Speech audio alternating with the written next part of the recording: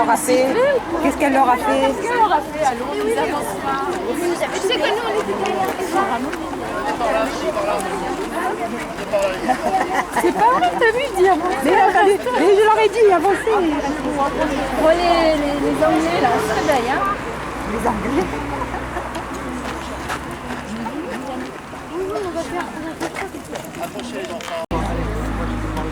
Alors, juste avant de commencer cette journée, je vais vous donner quelques indications. Alors tout d'abord, nous allons aller dans les collines, ces collines même où Marcel Pagnol a passé une grande partie de sa vie, à la fois pendant son enfance et à la fois plus tard à l'étudier. Donc ça, on va vous le raconter tout au long de la journée. Je vais vous demander plusieurs choses. Tout d'abord, on va se donner un signe secret. Ce signe secret, je vous explique, c'est celui-ci. À ce moment-là, les adultes, et uniquement les adultes qui vous accompagnent, lèvent la main de la même façon. On va voir si vous en trouverez beaucoup quand il y a des pluies comme ça en Provence. Je ne sais pas si vous le savez, mais 90% de la masse animale de la Terre est dans le sol. du siècle. Alors, pas celui-ci de siècle, bien évidemment, le siècle précédent. À l'époque, j'y venais pendant les vacances scolaires. Je me souviens à l'époque, j'entrais au grand lycée de Marseille. Je me souviens très bien de ma première rentrée scolaire. C'était le lundi 3 octobre, j'entrais en sixième. Ma blouse bien repassée, mon cartable en giberne, mes chaussures neuves dans les talons claqués en descendant la rue de la bibliothèque, rue qui d'ailleurs n'a jamais eu de bibliothèque. Et puis, il arrivait devant le lycée. Tout me paraissait gigantesque. Une façade immense. Une porte haute comme celle d'une cathédrale. Des couloirs longs comme ceux d'une église, avec des dalles. Ce que je sais. Mais qu'est-ce que ça veut dire jusqu'à nouvel ordre? Ça veut dire jusqu'à plus tard. Bon, écoutez, Toine, allez retrouver Naïs. Dites-lui que vous allez rester ici à la place de son pauvre père et que, si elle accepte, j'ai l'intention de l'emmener avec moi à Aix comme femme de chambre. Jusqu'à nouvel ordre. Jusqu'à nouvel ordre. Alors, merci Madame Rostet. Je fais cela parce que Frédéric part mercredi prochain. Merci en tout cas. Merci pour Naïs. Et puis merci pour moi. Parce que vous m'avez parlé comme un monsieur. Je vous ai parlé comme un monsieur parce que vous avez parlé comme un homme. Toine, vous êtes un grand cœur. J'ai peut-être le cœur plus grand qu'un autre, mais j'ai pas de mérite, j'ai la place. Au revoir, Toine. Au revoir Madame Rostet.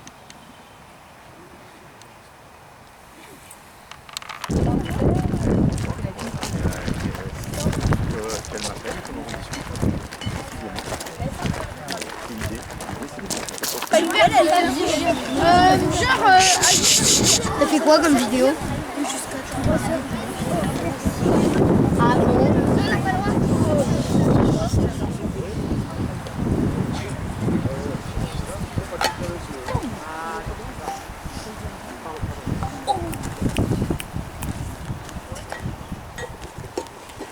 L'entrée en cinquième fut triomphale. Je n'étais plus le nouveau. Je marchais au contraire vers 1000 rendez-vous. Et je fondais de grands espoirs sur le fait de passer l'année tout entière dans la classe de Madame Bidard.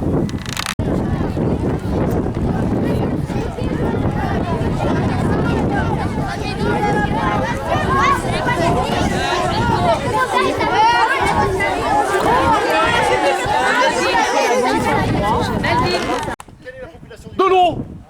Plein d'eau! Beaucoup d'eau! Ça, c'est 4 personnes. Alors à 20 litres par tête de pipe, ça fait environ 3000 litres par jour, c'est possible. Ah, ben voilà. Ah ouais, mais oh. Elle est 3000 bête. litres. Et quelle bête. Elle est Ah ben bête. oui. Il y a 14 mulets, il y a 9 chevaux, 110 moutons et chèvres! Oui. 4 vaches, alors, il y en a un. Et les cochons. Ah oui. Parce que dans chaque famille, il y a au moins un cochon. Ça, c'est sûr, hein? Je parle ça avec les 4 pattes et les oreilles. Ça va. Continuez, va, monsieur Génie. Bon, écoutez, avec le camion 8 tonnes qui montera chaque jour, ça fera environ 20 litres par personne et 50 litres par animal. C'est suffisant? Suffisant? Et les cultures? Oui. Mais quelle culture? Des courgettes! Des courgettes! Mais pourquoi pas des rizières? Avec quoi voulez-vous qu'on arrose tout ça? Avec de l'eau, beaucoup d'eau. Voilà. Écoutez, pour arroser toutes vos cultures, à vue de nez, il faudrait au moins 8 camions par jour. Les camions, beaucoup de camions. Ben voilà. Là. Voilà.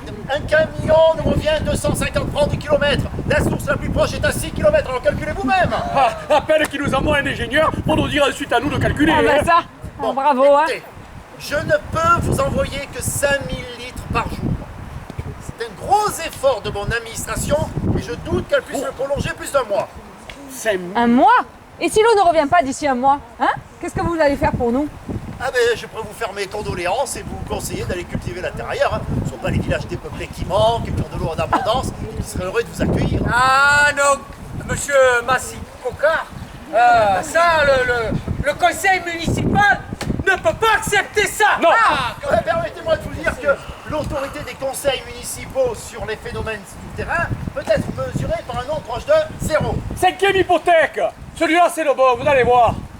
Tout à l'heure, là, monsieur l'ingénieur, il a dit qu'il a émis une espèce de poudre verte là pour colorer les sources. Oui. Eh bien, mon avis que c'est cette poudre verte. Elle s'est pâtissée Ouais. à tout le partout, que ça fait une espèce de mortier. C'est ça qui allait nous boucher la Bien source. sûr, voilà. Ouais, n'oublions pas que c'est le chimique. Ah, ça. Le chimique, on sait ce que Oui, c'est. Hein. oui. Non, vous ignorez ce que c'est. Vous ignorez qu'il suffit d'une poignée de cette poudre pour colorer des rivières sur des kilomètres. Allons donc. Bah, quand on voit combien il faut de Jeannot pour faire venir jaune un verre d'eau, voilà, je dis que pour faire venir jaune une rivière, il faut au moins 50 tonneaux. Oui. Ah mais je le savais, ça finirait comme ça, là, comme ça. De toute façon, lui c'est un menteur, le maire c'est un couillon, vous êtes tous des imbéciles. Oh, Et dis, l'administration, elle est propre l'administration. Quoi? Qu'est-ce que vous avez dit? Elle est propre, elle est propre.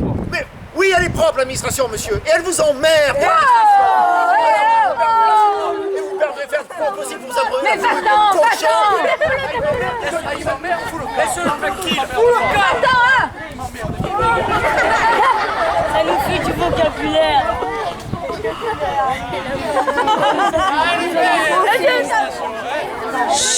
Écoute. On le fait venir parce que nous n'avons plus d'eau. Hein. Ben Alors oui. lui, il fait des études, il réfléchit à se faire péter la cervelle, tout ça pour nous dire que nous n'avons plus d'eau. Oh, coquine de Pagnou. Qui c'est le président du syndicat de l'eau? C'est pas moi, c'est toi. Et je suis le président, hein, parce que je suis le maire. Et je suis le maire parce que j'ai le téléphone. C'est ça. Ta quittance d'abonnement à l'eau, parfaitement. 52 francs plus le timbre. Mes sous, vous me les avez pris. Alors elle est où, cette eau que j'ai payée? Et il y a assez, sois raisonnable, hein, notre source ne coule plus pour le moment. L'ingénieur, il vient de nous parler de l'orographique. Voilà, c'est ça. Et ben, voilà, tu dois tenir compte du graphique. Non, moi je tiens compte de rien. Et surtout pas de ça. Et si vous m'aviez dit, on te fait un syndicat de l'eau, tu sais, mais c'est juste pour te prendre tes sous. Et bien moi, mes sous, je les aurais gardés. Et ma prairie, je l'aurais pas faite. Seulement maintenant, ma prairie, elle est superbe. Alors j'ai payé l'eau, je veux mon eau. Il y a assez. Oh, quand le camion citerne viendra, tu descendras avec ton mulet de ton eau et tu auras 50 litres d'eau par jour. Tiens, pour Clairette et toi, comme à tout le monde. Premièrement, j'ai pas un mulet, j'ai un âne. Deuxièmement, 50 litres c'est bon pour un bistrot, pas pour une prairie. Et troisièmement, j'ai payé de l'eau de source, pas de l'eau de camion. Mais l'eau, elle provient sûrement d'une source. Pas de la mienne. J'ai payé l'eau, je veux mon eau. Oh, il y a assez, ne crie pas si fort. Et tu vois pas que tu te fatigues et ça nous fatigue et ça sert à rien. C'est pas possible. Guérette, Oui. et nos aubergines, 200 aubergines qui venaient si bien. Et nous sommes déjà découragés. Et 600 pieds de pommes d'amour, grosses comme nos poings. Vertes elles sont, vertes elles resteront. C'est pas possible, hein. Il y a c'est un cas de force majeure. Moi aussi, je suis majeur.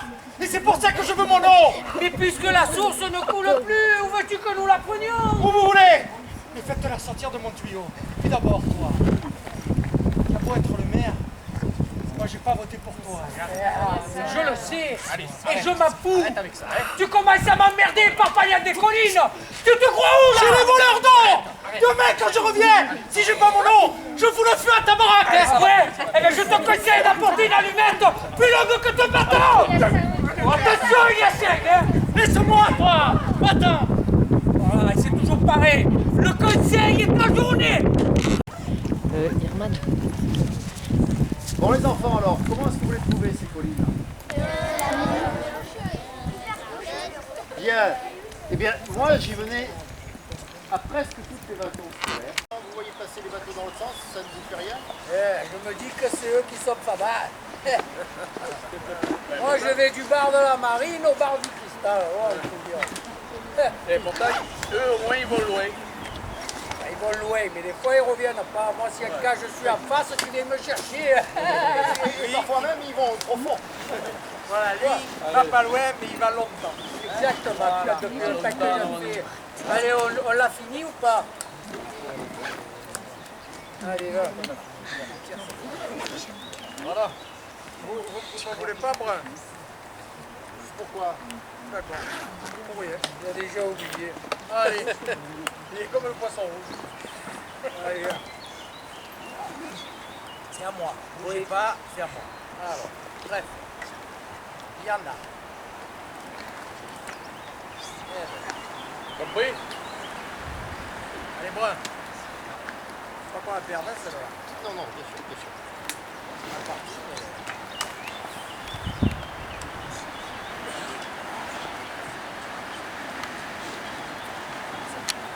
Merci. Alors, César, je t'ai fait de la peine? Non, tu me fais plaisir.